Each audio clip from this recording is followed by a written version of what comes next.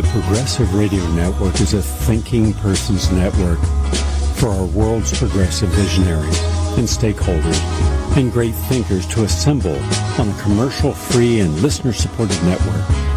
Our provocative hosts speak freely and passionately on intriguing and urgent topics such as health and news and politics and women's issues and philosophy and more that directly impact our lives. Progressive Radio Network takes chances. Our voices and ideas are not always welcome.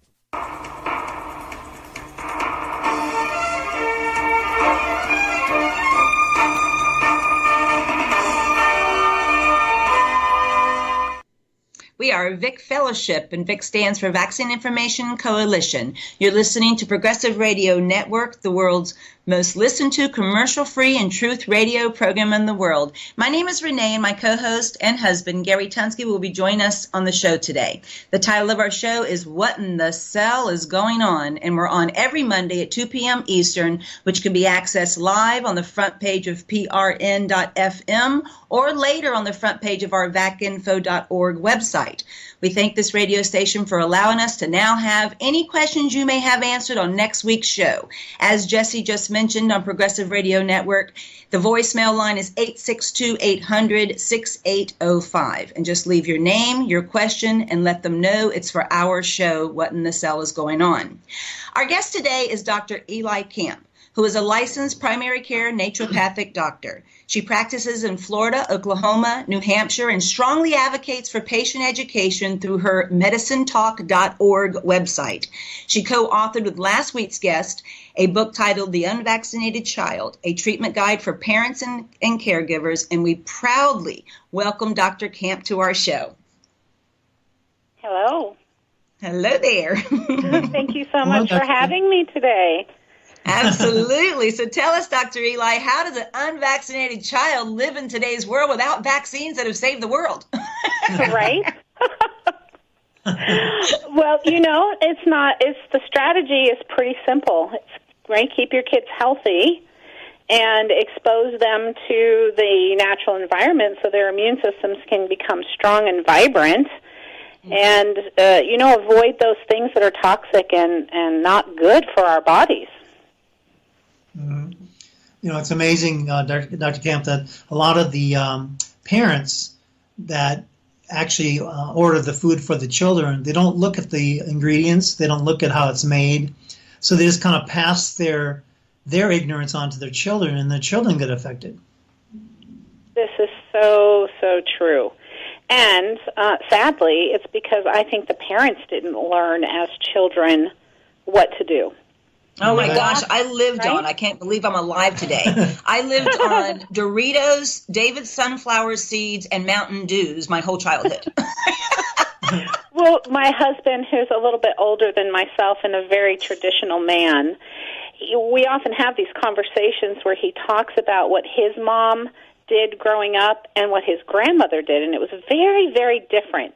So it seems to me like it probably started back in the mid to late 40s, and I'm sure there's so many reasons why. Many women stopped cooking, and they stopped growing food and canning food, and there was all of this stuff at the grocery stores you could go buy, but at that time regulations were kind of questionable, and manufacturers just kind of went nuts, with what they put in the food to preserve it, to keep it on the shelf, and, the whole thing about life being easy, just go buy it, buy the frozen food, buy this food, and it doesn't take very long for that information to be lost. How it started was back in the wars, they figured a way to preserve the food for the soldiers in the cans. Right. And so they carried that on to supermarkets, and so they preserved their food with the destruction of your preservation. Mm-hmm. So your preservation of your life, your shelf life, is altered by their shelf life. Right. Well, in the writing of the book, The Unvaccinated Child, we really had to just go back to the roots of our medicine, of naturopathic medicine, and particularly vitalistic medicine, where we said, for how many thousands and thousands of years have humans been exposed to relatively benign illnesses, right? Mm-hmm. And what was so different about how things used to be done that allowed the human species to survive these benign childhood illnesses? And it really came down to us realizing that what folks don't understand when they make that choice to not vaccinate, they don't know always everything that you have to consider, which is, yes, don't poison your child necessarily with these substances and these shots, but then what do you do? It doesn't end there, right?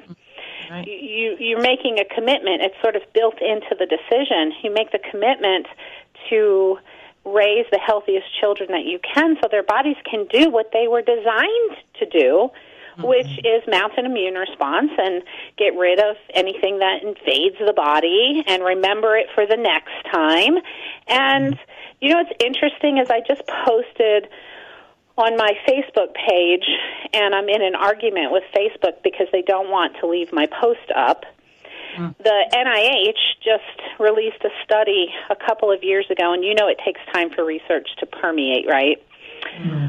They released a study that children who go through the natural course of chickenpox, and when I say that, I mean, right, they get exposed, they get the chickenpox, and they get better, which is what 99.9% of all children who get exposed to chickenpox do. That later in life, there's now pretty strong evidence that helps protect against cancer, in particular glioma. And so I posted that because I find that to be interesting, that there are benefits. Isn't it amazing that our body knows what to do? Permanent lifetime immunity. That's the reason that's just one, right? Yeah, I mean, your body's strong enough to be able to, encounter, it builds the immune system. It doesn't compromise the immune system. Sure, it might be uncomfortable for a couple days, chicken pox or whatever, but it doesn't, you want to go through that to be able to deal with the adult diseases that we deal with. Exactly. And also, too, they can't go there in med school, Dr. Camp, because they have to admit intelligence. They have to admit there's a creation beyond evolution.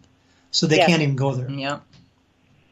No, and they may talk briefly about it, but in my experience in working with my medical counterparts or other healthcare practitioners, they don't seem often to actually understand that the body is capable of healing itself. You give it what it needs. You get any toxins out that are poisoning the body. You stimulate the vital force, and it's a miracle. The body knows exactly what to do. That's right. But then they've been taught that the Band-Aid heals the cut, that the cast healed the broken bone. So they think that you need outside intervention in order to trigger the self-healing doctor inside of us. Yes, I agree.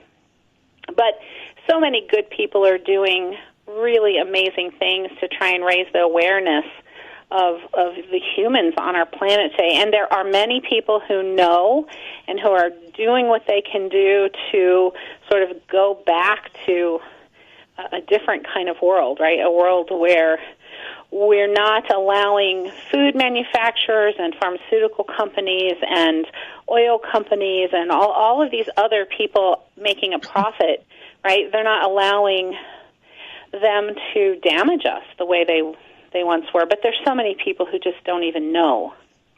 Right. And they're going by packaging. They're going by the look of the package, by the colors. Yep. And they don't really realize what they're eating. Right. In fact, if they pulled out the food out of the package and looked at the package picture, it wouldn't look anywhere near like the package that shows the food, how it looks. Exactly. Especially the actual fried foods and also the conventional frozen foods. Exactly.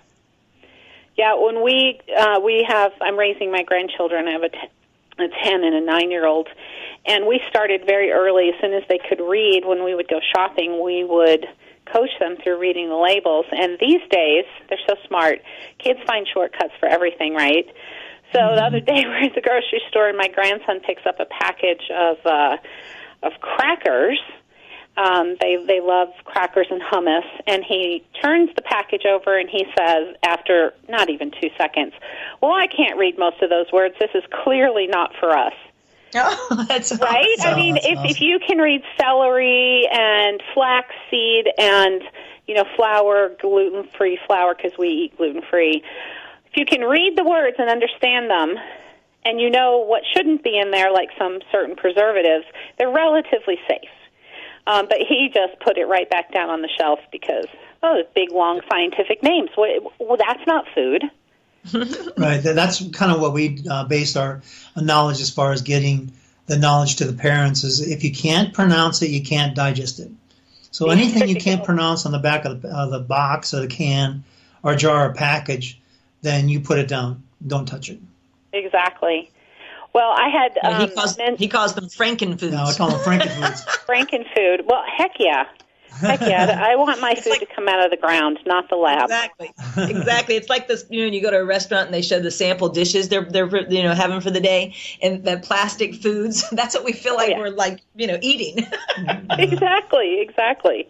Well, and this issue, so there were two big motivations for me to write this book. One is as a naturopathic doctor seeing patients, and my practice was focused on autism. And so as a result of that, a large part of my practice were children. And so they would come in, and the parents, of course, would come in and they'd say, well, either I'm not vaccinating my newest child or I'm not vaccinating any of my children any further. But what do we do if they get the mumps? What do we do if they get the chicken pox? Like, first, they wanted reassurance that this wasn't going to kill their child. And second, they didn't know what to do. So I found myself, and then when Dr. Judith Thompson and I kind of hooked up, she was having the same experience. But what we found ourselves doing was having to go to the very old medical literature paired with our core vitalistic naturopathic training to put together the what do you do, right? The how to deal with the basics, right? How to do the basics with childhood illnesses. So that was a big motivation for us, is because we realized this information was being lost in medicine. That there isn't an antibiotic for chicken pox, and so they sort of are at a loss when some of these, very benign childhood illnesses pop up. What do you do? Well, you support the body through it, and we talk about that a lot.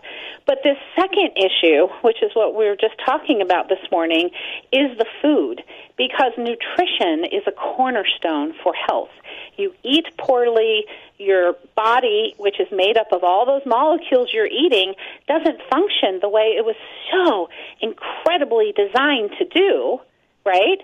And so we realized we had to work this into the book and even go a couple of steps further, which I'd love to tell you about those further steps. But start with the basics. Give them real food with all of these wonderful, natural therapies that are out there with hydrotherapy and homeopathy, and keep that body healthy, and you really can navigate these waters of childhood illness so easily. Right. But you're absolutely right. You can take out the high technology advancements of far infrared, of doing the right frequencies. But if you don't get the baseline going to the cells as far as water, oxygenation to the cells, amino acids to the cells, carbohydrates to the cells, essential fatty acids to the cells, you have your 16 vitamins, your 72 plus minerals, then you have your enzymes and antioxidants or phytonutrients. Without that basic feeding the cells, you could go to high-tech treatments without that base and still stay sick. Exactly.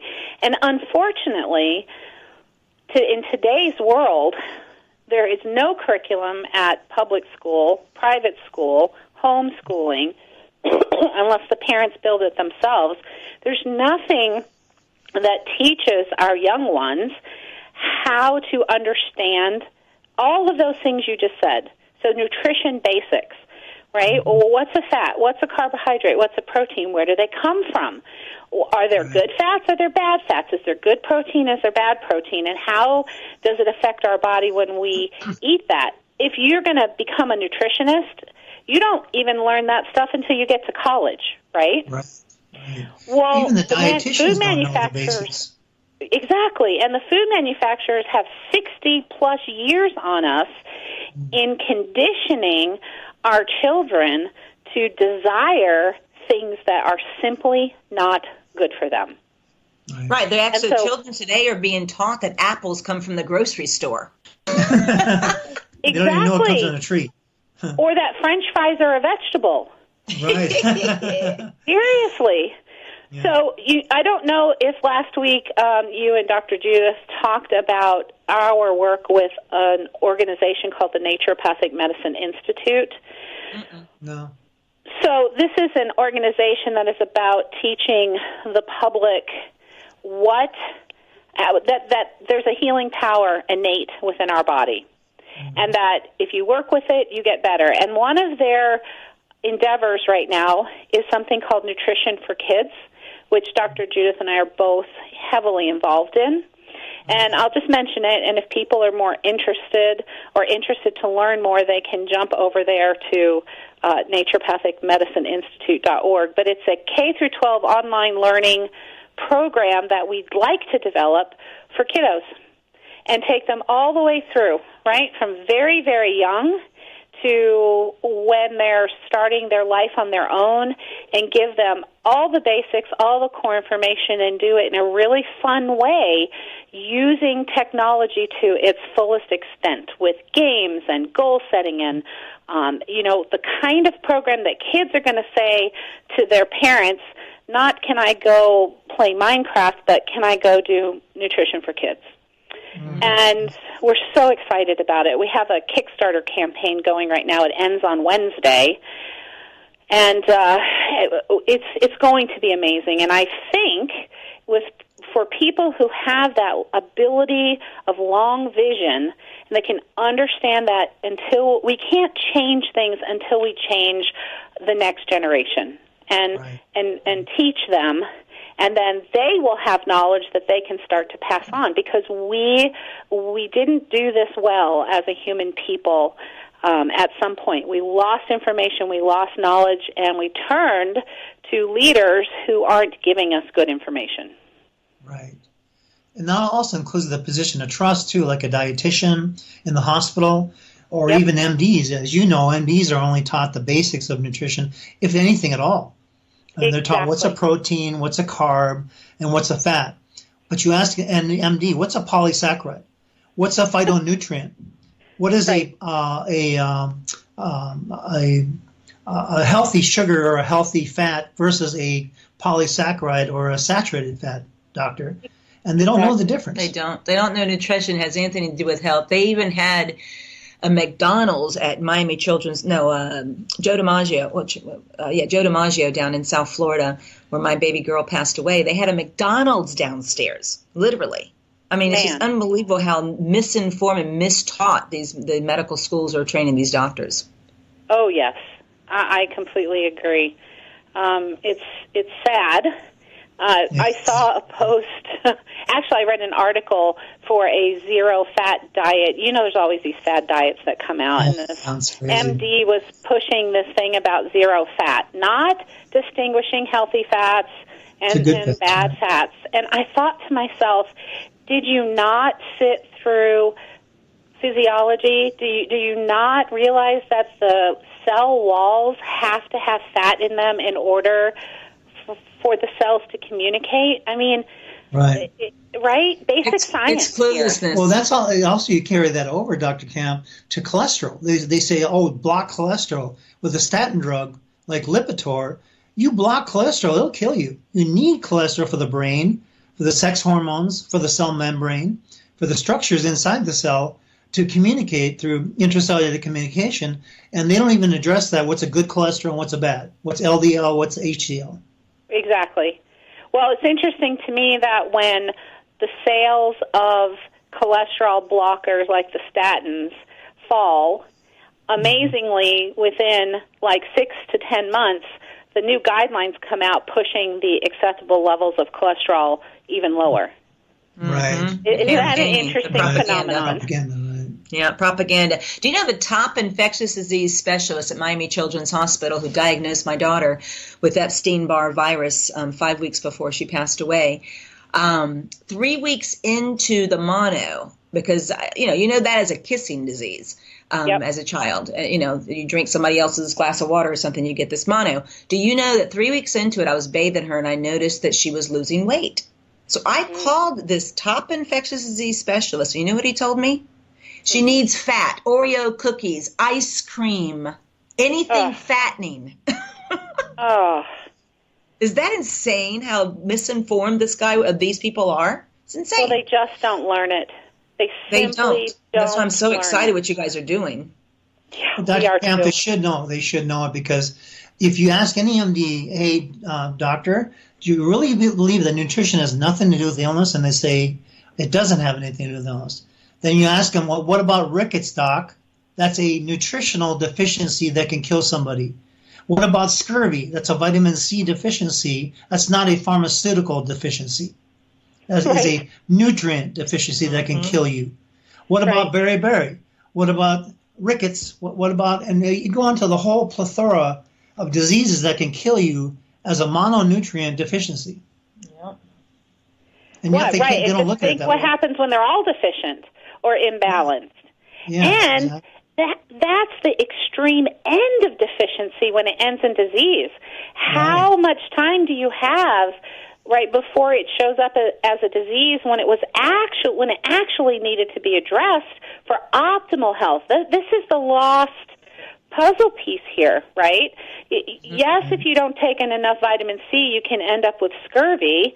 Blessings to the sailors who helped us figure that out, right? The limeys. But does that mean you have enough vitamin C to be optimally healthy? Right. In fact, that's why RDA is useless, because the recommended daily allowances that they list is the nutrient that would take for you to sit in a chair and look at a television and don't move all day and don't do anything, and that's what it takes to live, or survive, not healthy. Right. So even the RDA is very deceiving to most people. Mm-hmm. Yes, and they don't even talk very much about trace minerals, which are so incredibly important. Right. Which is missing in our soils. Our soils are deficient in chromium, deficient in palladium. So there's a lot of minerals, also very highly conductive minerals we need for cell-to-cell communication that's missing in our soils. Absolutely. They used to have those studies up. I don't know if it was the USDA or another site, but at one point in time, I would say up till about 10 years ago, you could go pull the reports they were doing, so the research they were doing in Canada and the U.S., where they would routinely test the soils, right? And they would show that vitamins could be relatively stable, but minerals were fluctuating greatly. And you could pull those studies and you could look at them and compare year to year, and what you saw, well, you could get those studies, was a steady decline depending on where you were. That would, the mineral that was declining would vary depending on where you were, what location. Some places selenium was almost non-existent, and some, et cetera. Well, you can't even find those studies now unless you can really dig and dig and dig and dig, and you know where to go look for them. They took them down. Mm-hmm. Yeah, they don't want the masses learning what we're teaching, and that's why I'm just so appreciative of what you guys are doing, especially for the children, because people tend to neglect the babies, and that's our next generation. Mm-hmm. Exactly. The human species is completely dependent on the generations coming up, and we have such great hopes that we can teach people or remind. I think it's more remind people, because I think deep down we know this as an organism in some way, that our body knows what to do. If we can just remind people, what does it mean to live a healthy lifestyle, right? And I tell people this who come to me and they want to lose weight. And I say it's not about going on a diet.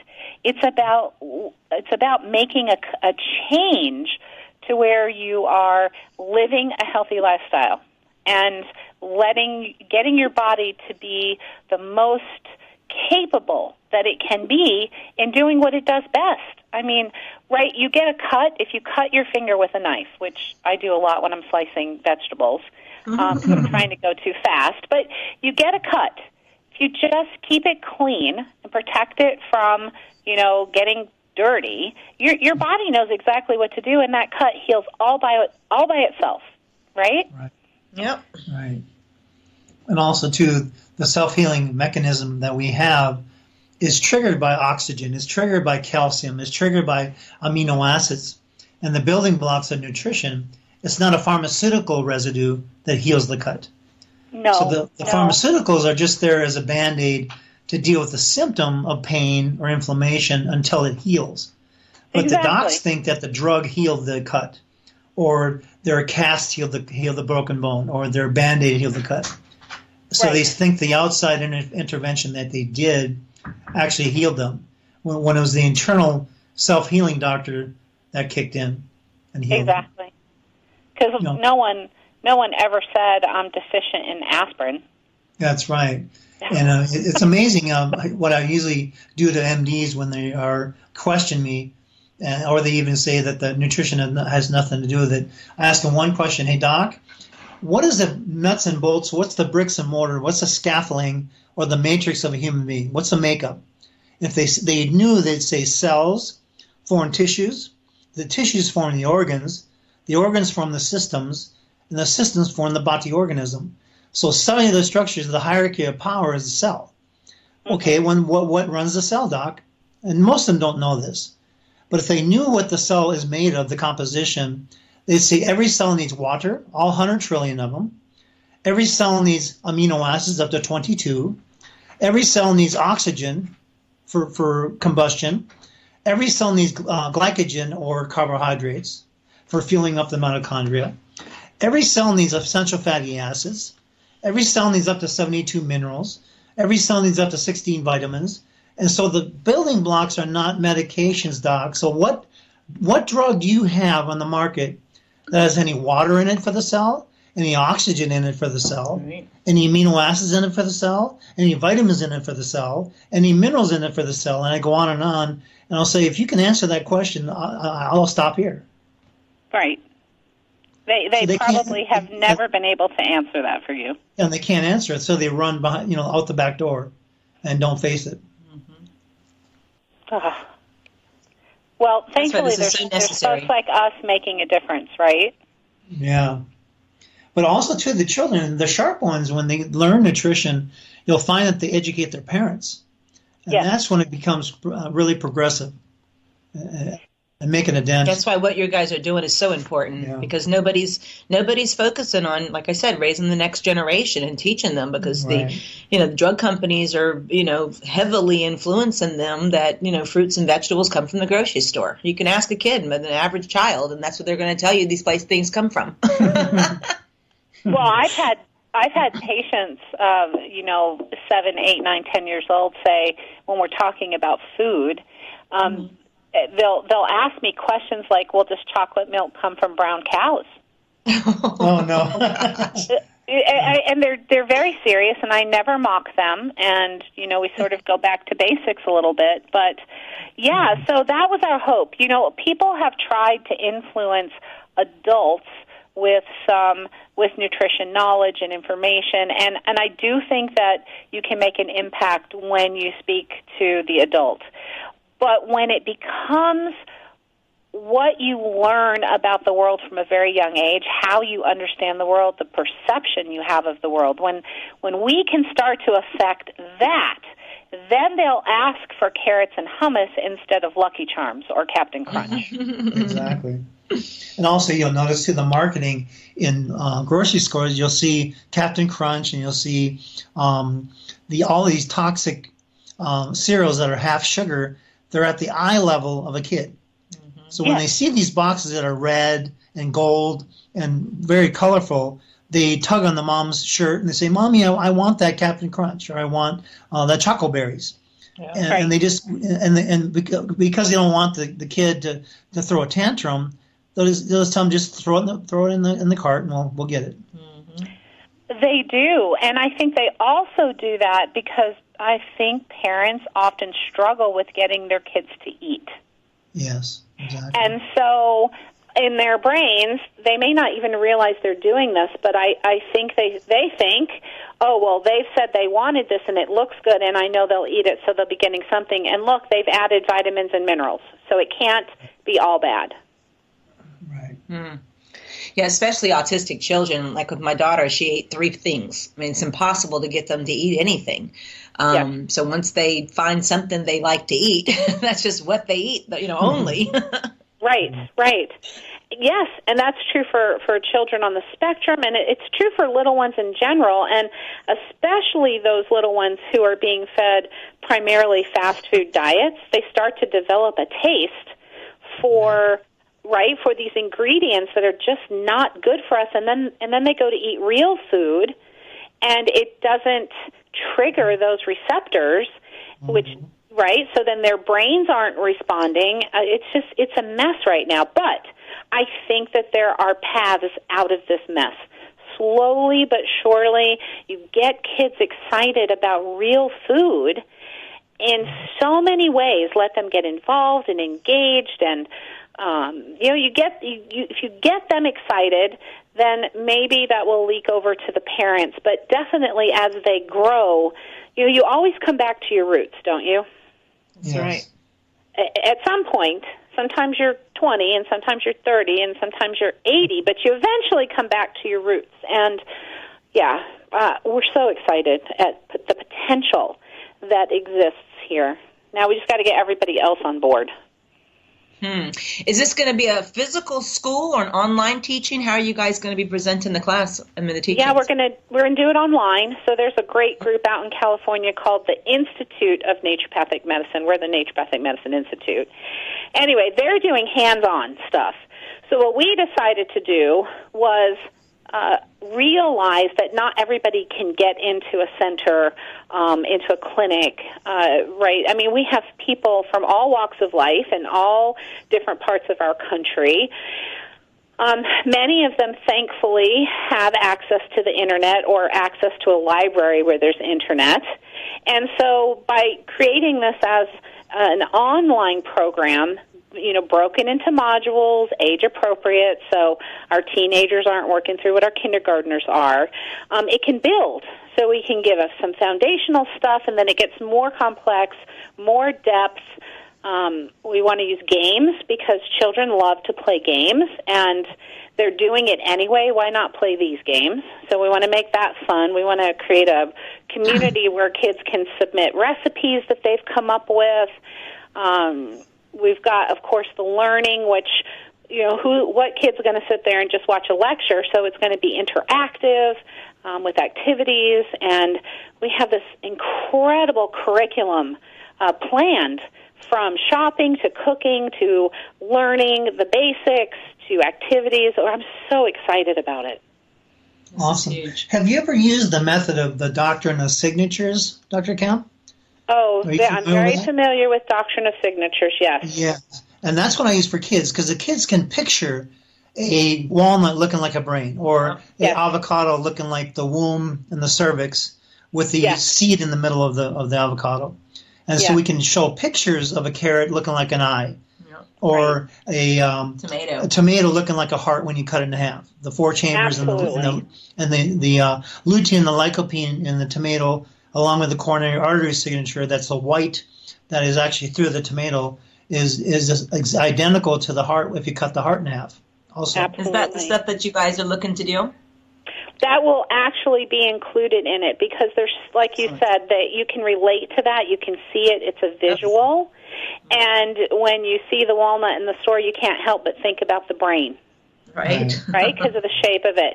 So that'll be included, as well as, what we were trying to do was not make this be a health program, but truly have it be a nutrition program.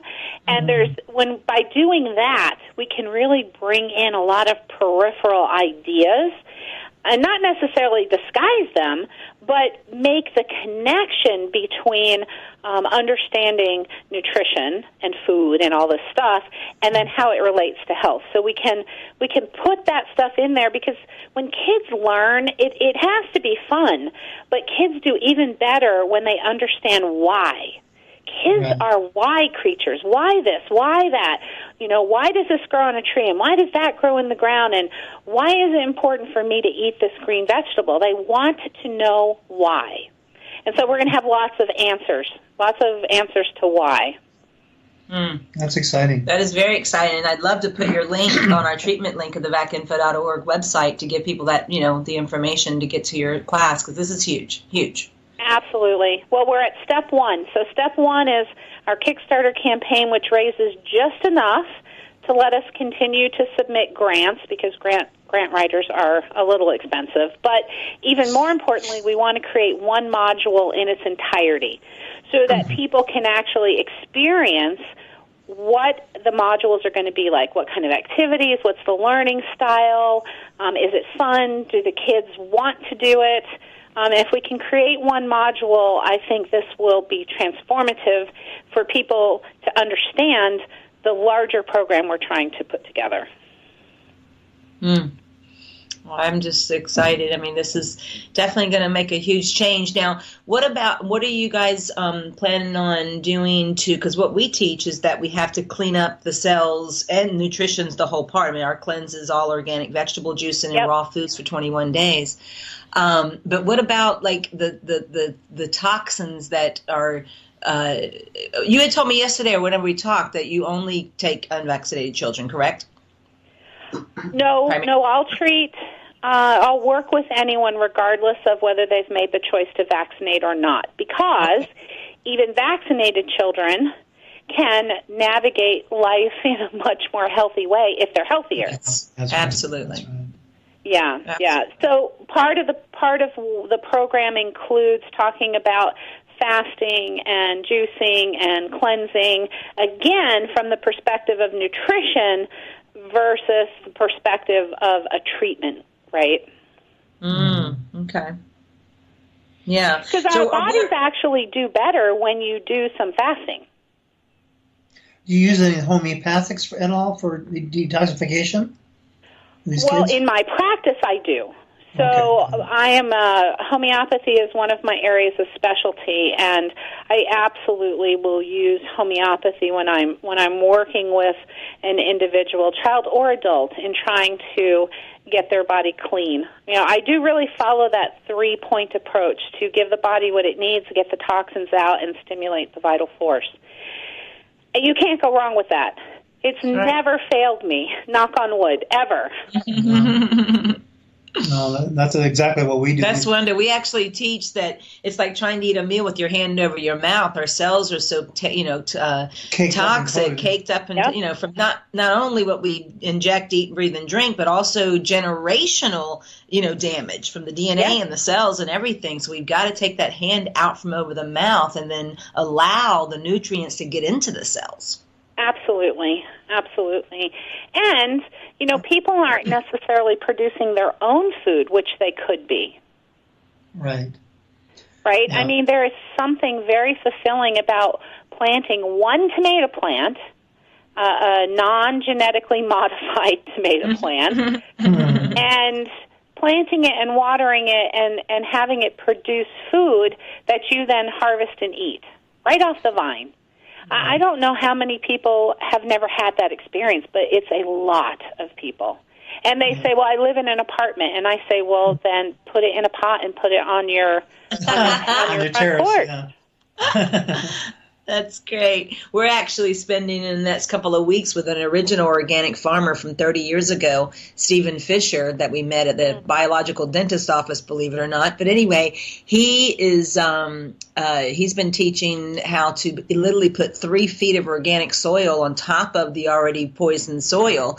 But he now goes, he did the farming, but now what he's doing, he raises boys doing the farming. Now what they're doing, the 2 boys and him, are men now, is going into people's apartments and or small backyards or even big farms, and he's teaching them how to make the cleanest of the cleanest organic pure foods.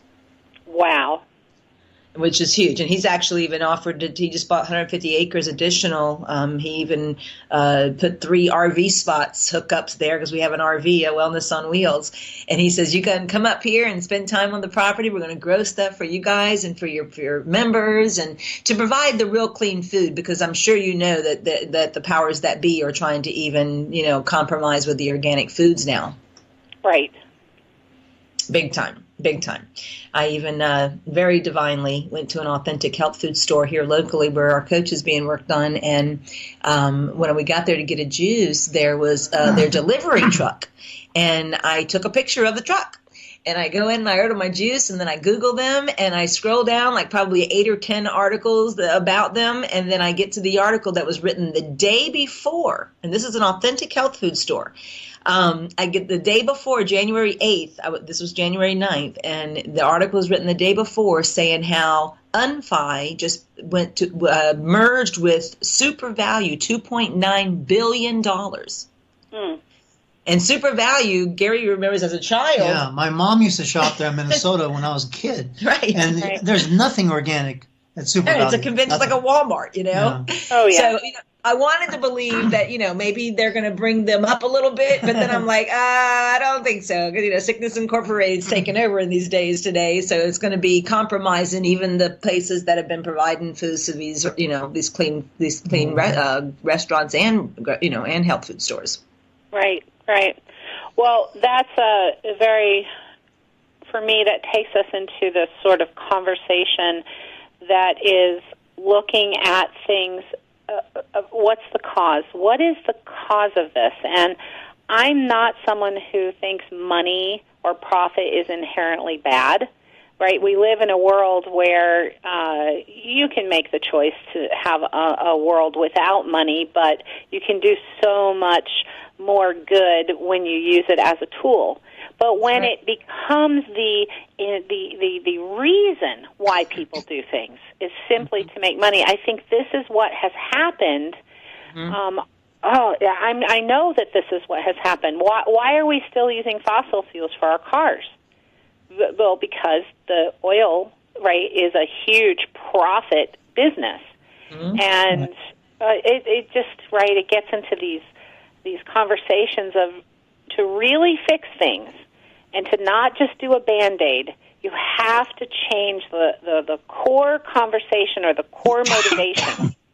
You have to. Mm-hmm. It's the same thing with Monsanto, though. They're actually going to even the Amish now, which the Amish for generations, they're making sure they didn't vaccinate their kids. They didn't use pesticides, no insecticides, no GMOs.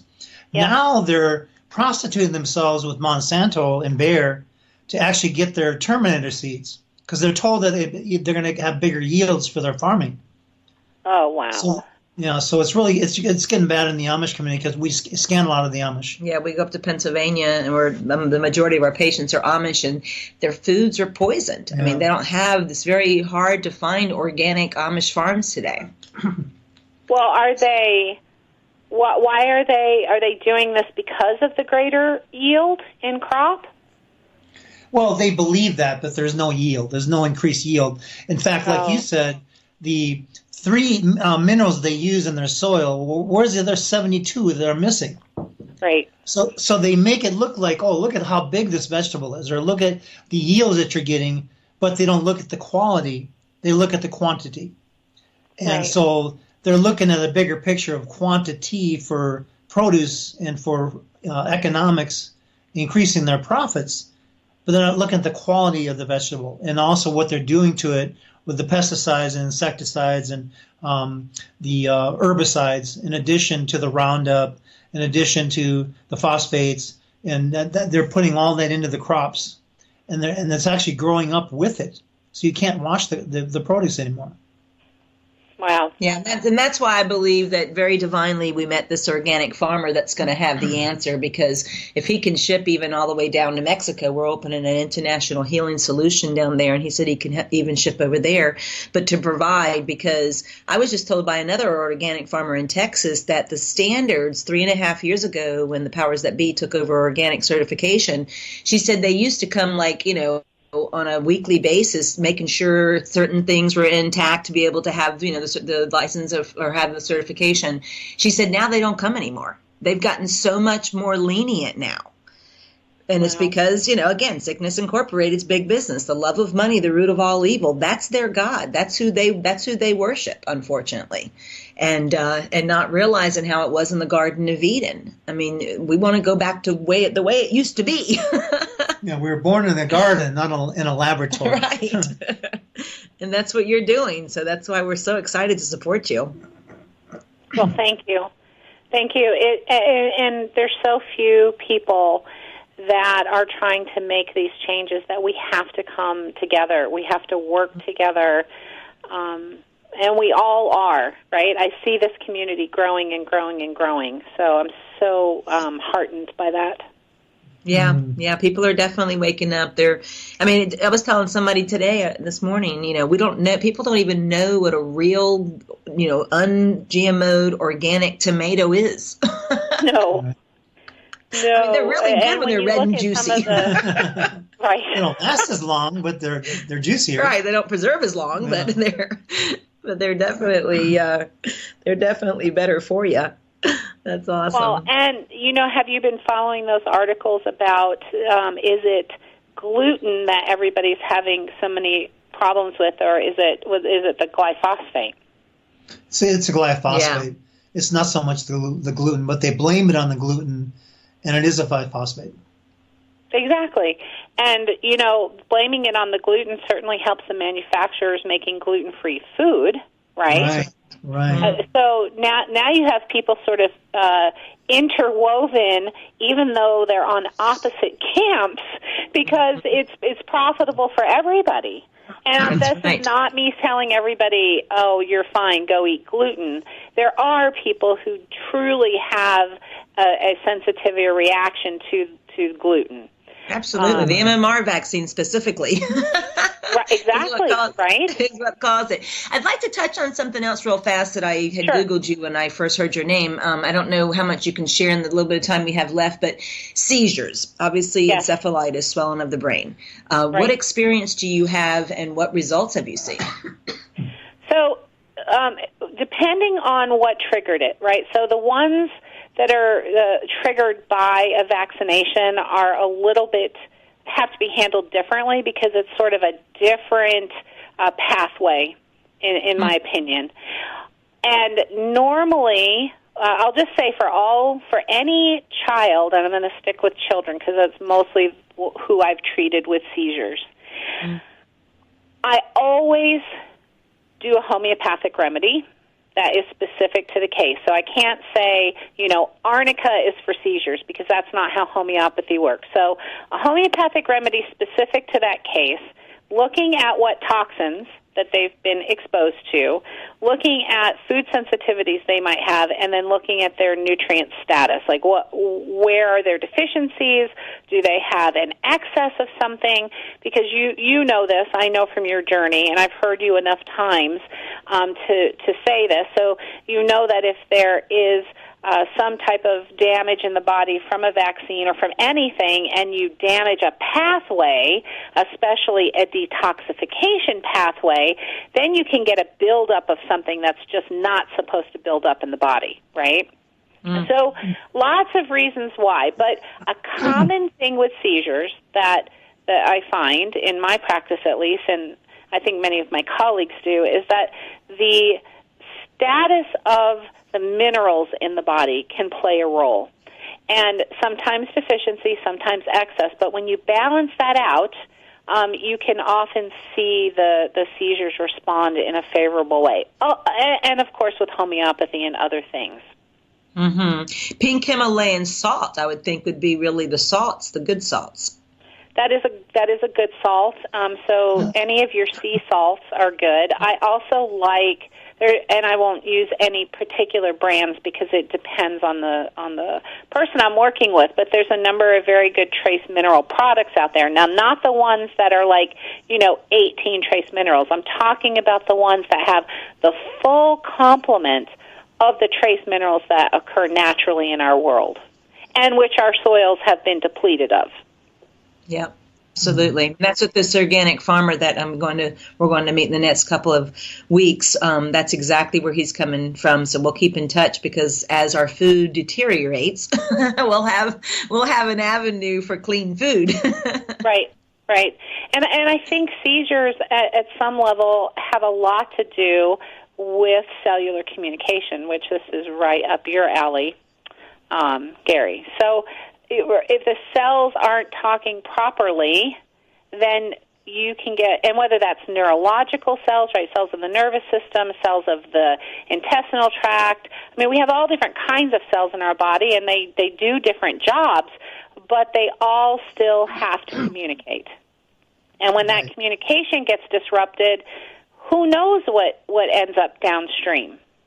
Absolutely. Gary uses in his presentation sometime. Tell them about the cell phone, putting it in mud or something. Oh, yeah. I try to show the audience in a picture form. Picture in your head the whole world, 7 billion plus people picking up a phone and making a phone call to somebody.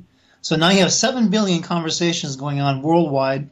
Then picture everyone hitting conference call, where everyone has 3-way conversation throughout the whole world. And then picture everyone hitting a conference call on 3-way, but then dipping their phone in mud and making the phone call. So with the mud covering the reception and then the mud covering the antennas, you're never going to make no phone call. It gets clogged up. No, or who knows what you're going to hear, right? Right.